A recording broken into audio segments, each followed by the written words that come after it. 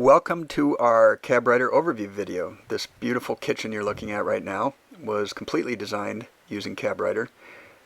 We also generated the cut list, the shop drawings, and were able to export the parts to CNC to have them cut. Now I'd like to show you how all this was accomplished. Alright, the first thing we need to do is draw our walls. I've laid out a bunch of layout lines here, and I can use CabWriter's wall tool to start drawing walls. And the only thing is, it's defaulting the walls to 96 inches high, but I actually need the walls to be 90 inches high. So I'm going to just reduce it by 6 inches. There is a default that we can set for that, but I'm just going to change it as we go. So the next wall I want to do is from here to here. Then I'm going to have one from here to here, and then we've got a 55-inch long one that goes from here to here. And we can push those down 6 inches.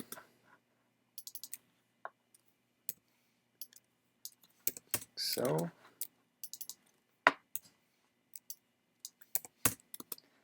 And then what I'm going to do real quick here is draw myself a floor. Just going to put a rectangle from corner to corner. Pull that 2 inches or so. Make it a component. Call it floor. And we'll add a layer called floor and switch the floor to that layer. And then we've got the bones of our kitchen here. So now we can start drawing cabinets. Alright, now we have our walls and our floor drawn, and I've gone ahead and added the window in the exact place that it is in the real kitchen, as well as the door, because we need to know where those are when we're placing our cabinets. But the very first cabinet we're going to draw is over here in the corner. The refrigerator cabinet. It's sort of the anchor that all the other cabinets butt up against, so it's a good place to start. And it's a little bit deeper than standard base cabinets. So our base cabinets are going to be 24 inches from the wall to the face, and our refrigerator is going to be 26 inches from the wall to the face. And I also know that I want a cavity that's 71 inches high for the refrigerator to fit in. So what I've done is started with this line that I've drawn, which is just a guideline, and it's 26 inches from the wall and 71 inches up. So now I can use that as a guide to start drawing my cabinet. CabWriter gives us this new toolbar up top here, and the one that we're going to start with is creating a story stick. The way CabWriter works is you place where your styles are going to be on these guidelines.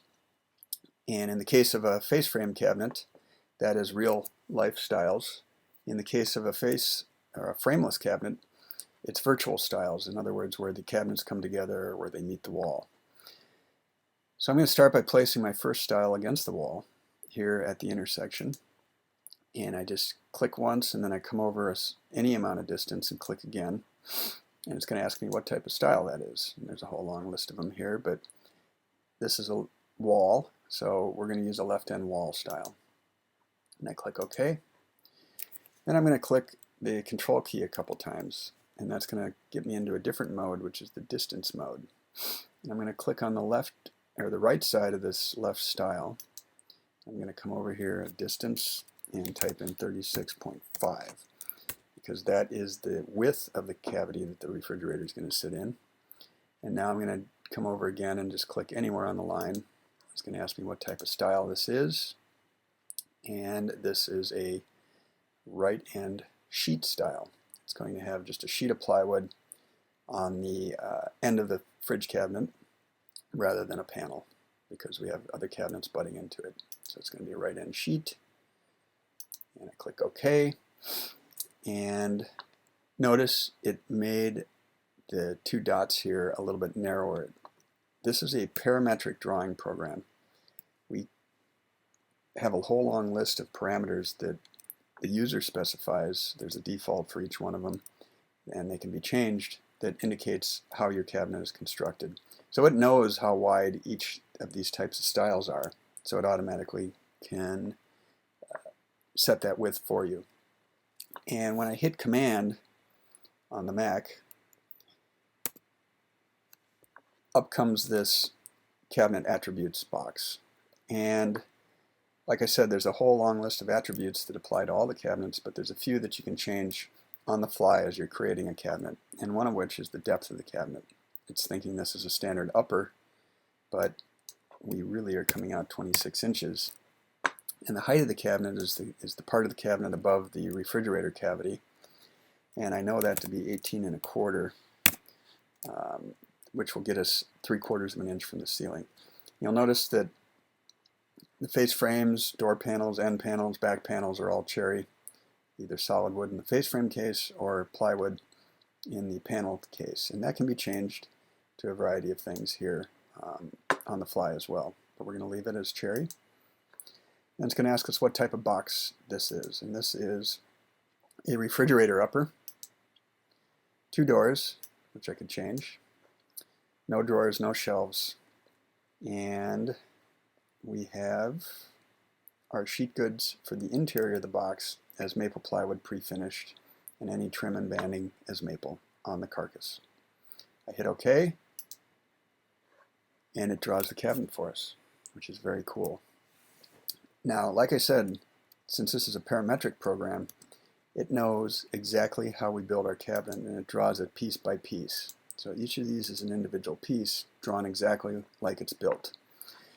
And CabWriter gives us a new window called Extended Entity Info, and which gives additional attributes for parts that are drawn beyond what SketchUp gives us. So these are all the CabWriter related attributes. So if I, for example, click on one of these parts, like this style against the wall, it's going to tell us what subassembly this belongs to. So this is C6 or cabinet 6. The milled parts are rough lumber with cherry.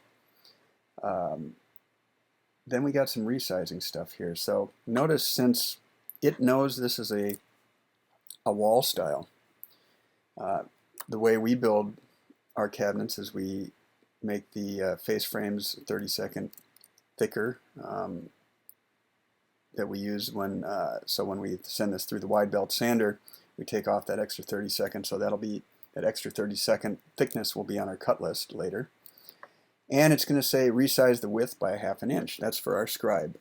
So it knows that wall styles for this particular project have its styles resized in width by 1/2 inch to account for the scribing that we're going to do. In this particular case, it's a very tall cabinet, and I know the wall's out a little bit more than that, so I'm going to just change that to 3/4 of an inch. So now that'll come out on my cut list as 3/4 of an inch wider than it's shown here on the drawing, which is 1.5 inches for its final size. Alright, so the next cabinet we're going to draw is a base cabinet right here next to the refrigerator. That's going to be a drawer bank. And I happen to know that the stove is going to be here, and it's 60 1/4 inches from the wall is where the stove is going to start. So I can take the standard tape measure tool from SketchUp, and I can draw a guideline here that's 60.25 inches from the wall. So that's just a standard SketchUp tool. If you know SketchUp, which is a very easy program to learn, you can use all the standard tools while you're using CabWriter. So now I know I've got this space here for my drawer bank.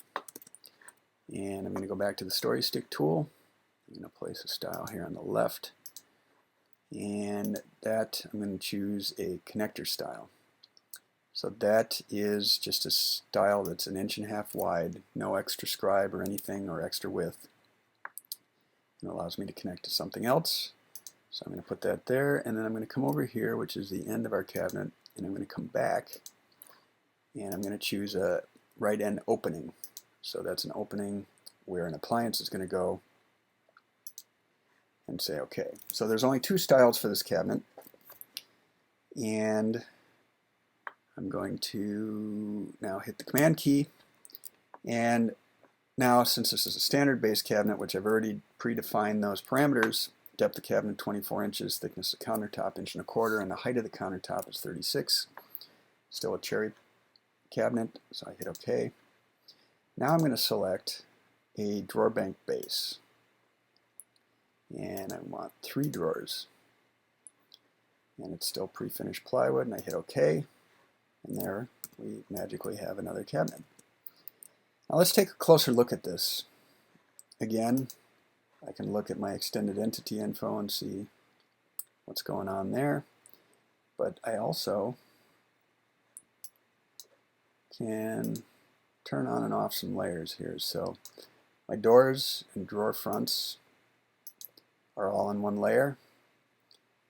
There's no end panel in this case. My face frames are on another layer, and the box is on another layer. So you can see we have a separate ladder base that it drew for us. The carcass, which is, we use butt joints and conformat screws, but you can redefine that. And since this was an opening here, you'll see it put a little 6-inch wide piece just to back up the face frame on the opening, since the face frame overhangs, you can see there. And notice, because we have the mode on to export to CNC later, it just drew 5mm system holes for our drawer slides where we needed them. So there's a set of 2 there, a set of 2 on the other side for each drawer. So this is drawing things exactly how we want it built. If we want any oversizing on our parts, so we have our carcass side set to resize the width by 1/4 inch so that we can size it down to final size later. We can do that, but that's totally up to you. So now we can turn everything back on again. So again, all these parts are drawn exactly as they're going to be built, and then any additional oversizing can be added to it so that your cut list comes out properly. And if we later export to CNC, CNC will know exactly what to cut. This is a capability that's typically found in programs that cost way more than this. So I've drawn a few more cabinets in here. You can see we've done the uppers over the range and left a spot for the hood. And we've done a blind corner cabinet down here that's going to have a pullout. So CabWriter is easily able to handle both of those situations. And notice, since this is a true custom job, these are not individual cabinets butted together at their face frame. This is a unified face frame all the way across. And you can see behind that are individual boxes. If I turn off the upper doors and face frames, we can see we've got individual boxes, so there's a double wall of carcass behind each of the styles. And on the corner cabinet here, we can specify how long we want this to be and how much of it will stick behind the next cabinet for the blind part. So now I just want to show you a couple more things here on how to draw a slightly more complex cabinet that has 2 carcasses or 2 boxes in it. So we're going to draw the sink cabinet. And we want the sink cabinet centered on this window. So I've drawn a line here on the floor that indicates the center of the window, and I know that I want the interior of my sink cabinet itself to be 35 inches wide, and half of that is 17.5. So I'm going to put a point out here at 17.5 this way and 17.5 this way. That gives me an interior from here to here of 35. So I'm going to go back to my story stick and just start laying things out. So back here is the intersection of where the 2 runs of cabinet faces intersect. So I'm going to draw my first style here. This is called a left butt inside. It's butting into the next cabinet, and the only reason that's a different style is because it's a different width. So we can specify the width of our butt styles. And then I'm going to come way out here. You come to the far end of the bank of cabinets you're going to draw, and draw the end styles first. And since I want this opening to be 17.5, I'm starting here and going this way. Sorry, 35 inches, so I'm going this way. And that is a right end opening because there's a dishwasher next to it. Now I go back here and I click on my guide point and come back this way, so I preserve that 35-inch opening and click. Now notice it didn't ask me for a style because anything in the middle of a cabinet run is always a connector style. It knows it to be that, and it's 1.5 inches wide in our case to cover up those two ends of the individual boxes that are in there. So I'm done with this cabinet, and I could, if I had 5 boxes, I could just keep on going, but in this case I just have 2. So I hit Command again. Standard base cabinet, cherry. So now it's highlighting the first box here in blue. It's asking me what that is. That is a drawer bank base with 3 drawers.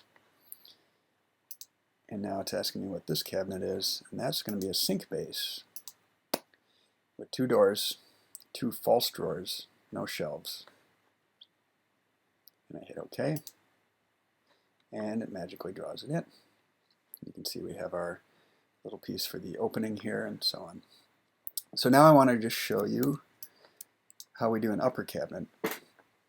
And I've got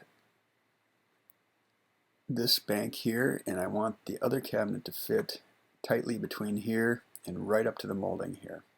And I've measured that, and that distance from here to here now is 25.5 inches. So I've put this line 13 inches out from the wall because we build our our upper cabinets rather at 13 inches deep. So I'm going to go back to my story stick. Now I'm going to go at the intersection here. I'm going to draw my first style. This again is a left butt inside. It's butting up against another cabinet. Then I'm going to go to my distance, and I know that I've got from end to end, I've got 25.5 inches. And then I'm going to come back this way for the end style. And this is a right end panel because we want a decorative end panel on there. And now I'm going to hit Command. And since my baseline was up above the origin or the floor, it's assuming that it's a upper cabinet, and the depth is 13 inches and the height is actually 35.25, so I could change that in my defaults. Cherry, and the box type is just a standard upper. 1 door. Actually, that's wide enough that I think I'd like to do 2 doors on that one. And it drew it in, and notice it's tight up against the window. And it even knows that we build our side panels with a mitered joint between the face frame and the panel. So you can see that's on there. I can turn off the end panel if I want, and turn off the doors and the face frame. And we can see that it gave us hinge holes, gave us shelf pin holes on both sides. If I would have had 1 door, it would have only given me my hinge hole in the side that the door is on. These are standard 32 millimeter holes, 32 millimeters apart, 37 inches in from the end. And that's how we do a more complex base cabinet and an upper with a side panel on it. I've gone ahead and finished the drawing, adding all the rest of the cabinets. So we've got some upper cabinets here, we've got a lower cabinet here. Let's see, we have an island. We've got some uppers and lowers here with slightly narrower lowers. And then we've taken advantage of SketchUp's incredible 3D warehouse, which is really a collection of downloadable objects that have been drawn by other people. So we've added all these appliances, a kitchen table, to make it a little more realistic for when you're showing your customer or your potential client this kitchen. You could also add textures for the wood grain, granite for the countertop, that sort of thing, to make it as realistic as you want. But we don't need that for this exercise. What I do want to do is create a scene, which is just a frozen picture in time of a particular view, so I can get back to that later. So I'm going to create, go down to my scenes here, and I'm going to create a scene, turn all my layers back on, and I'm going to call that scene perspective. And I'm going to update the scene so it re-updates with our layers on. This is all standard SketchUp stuff. So what's really neat now is I've spent the time, a couple hours, drawing my model here, and now I've got a bunch of options that I can do. I can download my cut list to Cut List Plus. I can output to CNC. I can create shop drawings with sections and elevations and the whole bit. And I want to show you that right now because there's a sectioning tool built into SketchUp. Since our model is built piece by piece exactly how it's built in the real world, we can take sections very quickly using the sectioning tool and then export that into another program to do our shop drawings, which is a huge time saver for generating your drawings. So first I'm going to turn off the appliances, countertops, and furniture. We don't really need those in there. I'm going to take a horizontal section through right here. You can see we've cut through everything. I'm going to select that, and then we have CabWriter gives us a tool called Create Section from Section Plane. I'm going to call this Plan View Lower.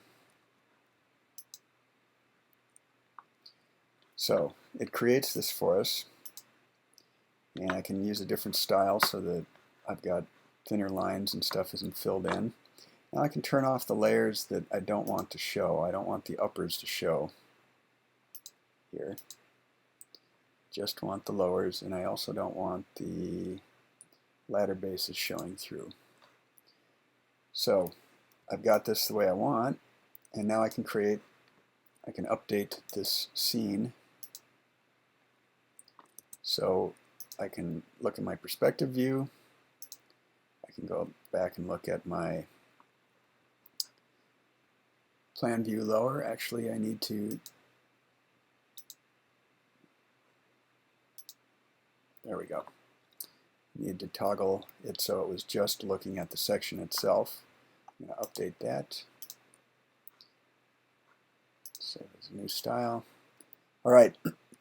So now I've got my section saved, and you can look at the perspective. I can look at the plan view lower. I can create as many sections as I want. SketchUp Pro comes with another program called Layout, and it can read in your SketchUp model, and it allows you to create professional drawings using dimensions, labels, title block, borders, that sort of thing. So you can see I've pulled in my plan view lower, and I've added symbols, I've added dimensions, I've added all my notes to the side, and I've got a title block down here. And you can see I've got quite a few different elevations and sections. So I can create a whole drawing package if need be. So that's pretty cool. The other thing I usually want is a cut list. And what I can do is turn off the layers that I don't want here. I don't want the appliances, I don't want the countertops, I don't want doors, floor, furniture, that sort of thing, or the walls. And I'm going to select all of that, and I'm going to say CabWriter. Also comes with a plugin called Cutlass Bridge that allows us to export all of our parts to Cutlass Plus FX, which is a really cool program for cut listing and plywood optimization, or I can simply export it to Excel or OpenOffice. For now, I'm going to choose Cutlass Plus. It says it's written a file for us. So here's the file we just exported. Nissan Kitchen 102115.cwx. If we click on that, it opens a program called Cutlass Plus. This is a really cool program. It allows us to manipulate our cut list, so we can sort by material name, width, length, thickness. CabWriter automatically assigns part numbers to each of the parts bringing in. So C5 means cabinet 5, C6 means cabinet 6, and then it tells what subassembly it's from, a description, how many copies of each part there are. And if you notice down here, we have finished length, and we have width, thickness, width, and length over here, but we also have finished thickness, width, and length over here. So there might be parts that, for example here, finished width is 2 1/4, but the width that we mill the parts to for building the doors is actually 2 3/8. So this is where that oversizing comes in from earlier, in where CabWriter in the extended entity info box allows us to oversize parts if we want, so that that ends up on the cut list, and so we mill the parts to the correct size initially. What's really a great feature of this program is it can take all of our parts and it can optimize our plywood layouts. So this comes in really handy for our carcass parts, the pre-finished plywood. So here's the pre-finished plywood 3/4 of an inch. So this immediately tells us that we need 10 sheets of 3/4 inch plywood, and gives us layout diagrams for cutting on our panel saw. It can allow us also to print labels with this information on it, so that when we cut the parts out, we can paste the labels on there so we know what parts there are. So this comes in really handy for estimating, and it also comes in handy when we're out in the shop needing to cut our parts. So you can see we can draw a kitchen within a couple of hours, immediately get our sections, create our shop drawings, we can export a cut list very quickly, and we can have our plywood optimized just like that. So we need 4 sheets of our 1/2 inch, and it tells us how much cherry plywood we need for 3/4 inch, how much 1/4 inch. So as an estimating tool, this is really great, because you don't waste a lot of time drawing your kitchen, and you can very quickly estimate the amount of materials you need. It will also tell you how much board footage you're using for your solid wood, and so on and so forth. So a very cool program.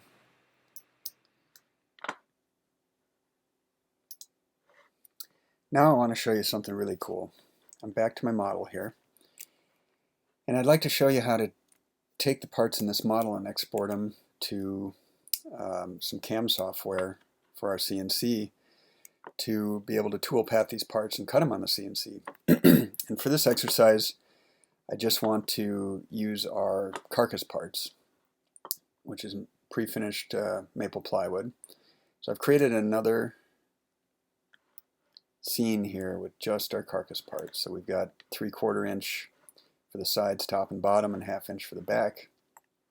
And if we look closely, you can see various holes that we have for CNC. So we've just got selective hole placement. Since we are using a CNC, we can place our holes anywhere we want. We have 2 types of holes. These system holes are for hinge holes, for shelf pins, for drawer slides. They go a 1/2 inch deep. They're 5mm holes, a 1/2 inch deep. And we also have these holes right at the top and bottom here. Those are pilot holes for our comfort screws. We call those construction holes. And we have some similar holes up here, for example, this hole here, there's a corresponding hole on the other side. It's also a 5mm hole that goes all the way through, and we use that for some barrel bolts to connect the two cabinets together. So I'm going to bring it back here. I'm going to select all of the parts, and then I'm going to go up to File, Cutlass Bridge, and Export to DXF. So what that did, if I go out here, it's created a new folder called Nisaw Kitchen 102115, which is the same name as our file. And in it are two different DXFs, one for 3/4 inch maple plywood pre-finish and one for 1/2 inch. So within each of those files are all the parts of that material. So we have to separate by material because the CNC tool pathing software is going to toolpath everything and nest everything of the same material type and put that into a file. And then we have the same for a different material for the 1/2 inch. So I'm going to use, there's all manner of software out there that can toolpath, nest, and toolpath for any particular CNC machine. But a great low-cost program is made by Vectric. They make a suite of CNC programs. What we're going to be using today is Cut2D Pro, which is a sort of a cutback version of their Aspire software, which is more of a 3D program. But since we're just doing cabinets and we're doing flat parts, the Cut2D Pro is more than enough for our needs. It'll do everything we want, but at a bit lower cost. So I can create a new file here, and we're going to give it our job size, which is 96.5 inches by 48.5 inches. That's the typical size of pre-finished plywood. We're going to zero off the bottom of the material, and we're going to work in inches today. So it gives us a sheet here, and what we need to do then is read in our parts. So you use import vectors from a file. We're going to create the toolpath first for the 3/4 inch material, and what it does is lays out all the parts just in a big line. And if we look very closely here at one of these parts, you can see that we've got all of our holes, our construction holes, system holes, labels, and the outline of the part. If we look at the different layers, we've got the parts layer, which is the large parts layer, which is the outside of it. System holes, the ones that go partway through. Construction holes go all the way through. The labels to tell us what part we have. And then we have a part small layer that isn't on here, but what that is parts that are too small sometimes shift when you cut them on the CNC. So we often leave a little skin. We don't cut all the way through on those parts. And we only want to do it to the parts that need it, not all of them. So CabWriter has put parts that are below a certain size on its own layer. Why we even have the layers at all is because we want to apply a different tool path to each of these different types of geometries, the construction holes, the system holes, the outside of the part. And there's some tools within this software that makes it very easy to apply the tool paths to a particular layer. So if you have the same type of geometry always on the same layer with the same name, we can create a template that's associated with that layer name that applies the same tool path to that layer name all the time.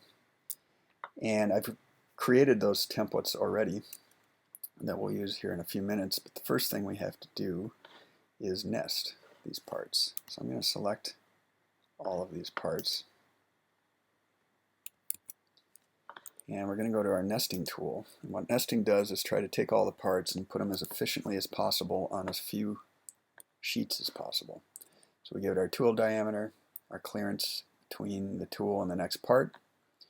I'm going to allow it to rotate parts for the best fit up to 180, only at 180 degrees, which means it can flip them end for end, but I can't rotate them 90 degrees. That preserves our grain direction. And I'm going to preview that. So now it's thinking about how to lay everything out most efficiently. And there we go. We have 11 sheets for all of our parts. If we look, we can see the parts fitting on there. This one's got a refrigerator cabinet side on it. So all of our sheets are there. So now, if I needed to apply a toolpath manually to all this, I'd have to go sheet by sheet, part geometry by geometry, and it would take me quite a while. But Vectric has made this cool template, as I mentioned, that we can say anything on layer X, Y, and Z. For example, the system layer, we apply a 5mm drill bit to, and we go part way through the part, and so on for all the different geometries. And then I can save that template and call it up whenever I need. And further, they supply these things called gadgets, which are basically utilities. And I downloaded one from their website called Apply Template to All Sheets. So now that I have this template, I can select it. Here's the path to the template, and I give it an output folder for the toolpaths, and then I choose my post processor for the machine I'm using. And as you can see, they support quite a number of different machines. We're going to be using a ShopBot to cut our parts, so I need to pick the ShopBot post processor, and the one I want is this one here. And I'm going to say OK, and what it's going to do is it's going to go through each sheet and apply these templates, because if I had to do it manually, I'd have to go sheet by sheet and apply it. But this just iterates through them all. And it's just warning me that I'm cutting further, deeper than the material for one of my toolpaths, and that's okay. I did that on purpose. It's for the construction holes that go all the way through, and I want to make sure that I'm getting all the way through the material with the drill bit. So I'm just going to say OK. For every sheet that has this condition, it's going to ask me. If you notice over here on the right, it's creating all my toolpaths for each sheet. So here it's just giving me a summary, and it's saying it calculated OK. Here it failed on the small parts for sheet 1. That's just because there were no small parts. And so on down for all 11 sheets. I can close that. Now if I go out here, look in my toolpaths folder, I have 11 files, one for each sheet, that I can now bring to the CNC. So this is very cool, because in a matter of minutes, I was able to go from my CabWriter model here, export that, bring it into Cut 2D Pro, nest it, and apply my template to all the sheets and come out with toolpaths within 5 minutes. So I can be from my screen to my machine in just mere moments after finishing my CabWriter model, which is very, very cool and saves us a ton of time. So if you have a CNC, this is a great set of capabilities that you can use to get your parts machined. Since we're exporting via DXF, you can pull that into pretty much any CNC software in the world that you use to support your machine.